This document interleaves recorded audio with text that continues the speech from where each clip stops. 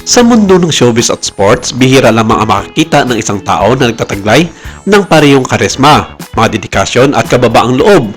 At sa pagkakataong ito, walang duda, si Alden Richards ang sentro ng lahat ng mata.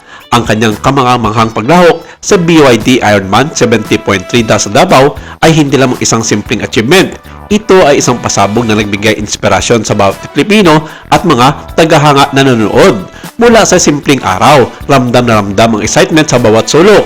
Habang si Alden ay nag-aayos ng kanyang Colnago bike, ang kalsada ay puno ng mga sigaw at hiyawan mula sa mga fans, mula sa mga malalapit na kaibigan hanggang sa mga Bisaya sa Davao. Ang bawat pedal stroke niya ay sinamahan ng dalisay na cheer. Bawat para, hingaan niya may kasamang lakas at pag-asa sa mga nakapaligid sa kanya. Hindi biro ang 90 kilometers na kanyang tinahak. Para sa marami, ito ay labis na hamon. Pero para kay Alden, ito ay hamon na may kasamang puso at determinasyon. Alden, Alden, sigaw ng mga tao para bawat ulap ng pagod ay napapawi sa init ng suporta. Ito ang tunay na diwa ng BYD achievement. Hindi lamang tagumpay sa pisikal, kundi tagumpay sa puso at diwa.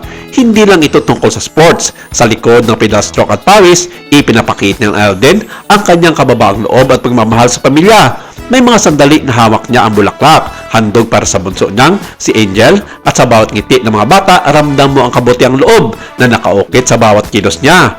Kahit sa gitna ng ingat na hype, nandyan pa rin ang personal touch, isang mensahe ng pagmamahal at pagpapalaga sa mga mahal niya sa buhay. Kasama rin sa kanyang buong Star Food Floor na team sina Nico Bolsico, Jasmine Akaide, Jennifer Oy at AI Gonzalez sa relay event. Ang bawat miyembro ng team ay may kanya-kanyang papel. Ngunit si Alden ang nagbigay ng special na enerhiya. Nakaka-inspire ang kanyang dedikasyon na kahit pagod na, hindi siya tumigil sa pag-abot hanggang sa dulo. Ang bawat kilos, bawat kanto ay puno ng mga hiyawan, parang musika ng tagumpay. Kung titingnan natin sa mas malalim na pananaw, ang bawat achievement, malit man o malaki, ay may mensahe sa Diyos, sa sarili at sa komunidad. Ito rin ang isa sa mga dahilan kung bakit naglabas din ng kanyang pasasalamat at pagbati si Catherine Bernardo sa taong matagal lang may ugnayan sa kanya. Isang pagbati na muli nagbibigay sa kinang ng mga Katlin fans para buhayin ang kilig sa dalawa. Proud na proud si Catherine sa achievement na naabot ng taong espesyal sa kanyang puso at ito ay walang iba kundi si Alden Richards.